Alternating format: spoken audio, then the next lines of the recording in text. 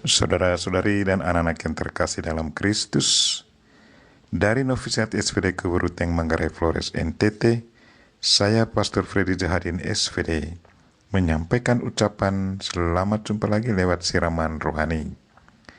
Hari ini Sabtu 25 September 2021.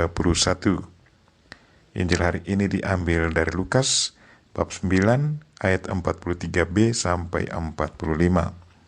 Kita diingatkan bahwa di balik semua pengalaman hidup selalu ada pesan untuk kita.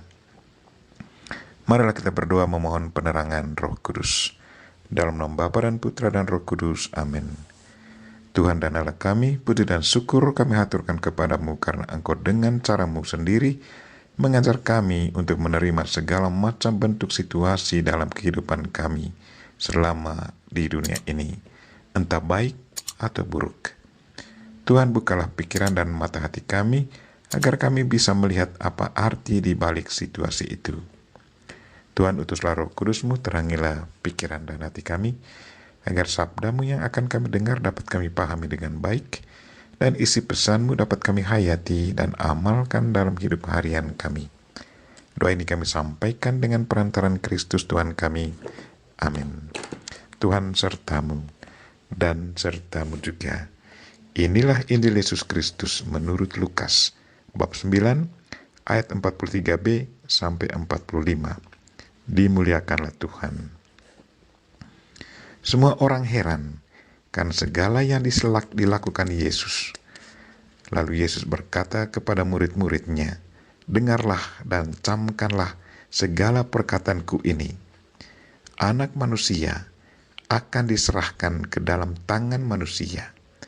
Mereka tidak mengerti perkataan itu, sebab artinya tersembunyi bagi mereka, sehingga mereka tidak dapat memahaminya. Dan mereka tidak berani menanyakan arti perkataan itu kepadanya." Demikianlah Injil Tuhan. Terpujilah Kristus. Saudara-saudari dan anak-anak yang terkasih dalam Kristus Sang Sabda, tema renungan kita hari ini ialah, di balik semua pengalaman hidup, selalu ada pesan untuk kita. Bapa dari Arnold Jansen, pendiri Serikat Sabda Allah atau SVD, pernah berkata, apapun warnanya musim, entah cerah atau mendung, semuanya harus diterima karena itu semua diberikan Tuhan untuk kita. Jangan hanya menerima yang menyenangkan, sementara yang menakutkan ditolak. Saudara-saudari dan anak-anak yang terkasih dalam Kristus Sang Sabda, kalau kita amati gerak-gerik dari orang yang mendengarkan firman Yesus hari ini, mereka semua takjub akan segala yang dilakukan Yesus. Tetapi sesudah Yesus katakan, anak manusia akan diserahkan ke dalam tangan manusia, mereka semua bingung. Mereka tidak mengerti perkataan itu. Mereka tidak memahaminya. Mengapa mereka bingung dan tidak memahaminya? Alasannya karena mereka sesungguhnya hanya mengharapkan bahwa Mesias, anak Allah, datang membawa kedamaian dan perubahan positif bagi orang Israel. Mesias, anak Allah, tidak mungkin akan mengalami penderitaan. Apalagi mereka sendiri sudah menyaksikan begitu banyak mukjizat yang telah dibuat Yesus, termasuk membangkitkan orang mati. Dalam pikiran mereka, pasti dengan kuasanya, Yesus akan dengan mudah mengelakkan dirinya dari segala bentuk penderitaan. Tetapi rencana dan pikiran Tuhan sama sekali lain. Bagi Tuhan, keselamatan harus melewati penderitaan. Keselamatan harus melalui kayu salib. Itulah kehendak Tuhan, dan itulah yang dialami Yesus. Di balik penderitaan Yesus Kristus ada keselamatan. Satu pengalaman hidup yang sudah dilalui oleh Yesus Kristus. Dan sebagai pengikutnya, kita pun harus selalu merenungkan itu dikala kita alami penderitaan dalam hidup. Apalagi kalau alami penderitaan karena iman. Saudara-saudari dan anak yang terkasih dalam Kristus, seorang teman suster setiap kali alami sakit selalu bertanya, apa arti penderitaan ini bagiku? Yang menariknya bahwa entah cepat atau lambat, ia selalu menemukan pesan yang ditimbahnya dari penderitaan itu. Lewat pengalaman itu, ia tahu apa yang dikehendaki Tuhan baginya. Saya yakin bahwa tidak semua orang punya kemampuan bisa membaca pesan di balik beraneka macam situasi hidup.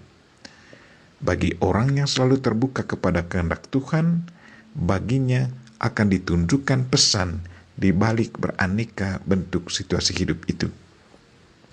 Pertanyaan untuk kita semua, mampukah kita membaca pesan di balik kesulitan hidup yang sedang kita alami? Di saat kita lagi bersuka cita, tiba-tiba ada berita duka cita. Bagaimana reaksi kita di saat itu? Apakah dengan sopan kita bertanya kepada Tuhan, atau kita marah-marah kepadanya?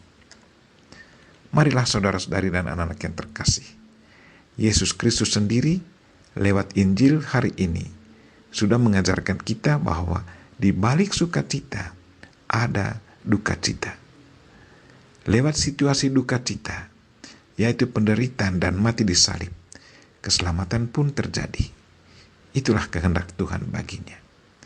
Kita berdoa, semoga Tuhan selalu membuka pikiran dan mata hati kita, agar kita pun mampu melihat dan membaca pesan di balik situasi yang sedang kita alami. Kita memohon Bunda Maria untuk selalu mendoakan kita. Amin.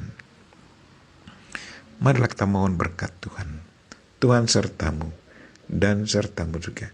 Semoga saudara sekalian dan mereka-mereka yang kita doakan pada hari ini dan segala aktivitas kita sepanjang hari ini dilindungi, dibimbing, diberkati oleh Allah yang Maha Kuasa, Bapa dan Putra dan Roh Kudus. Amin.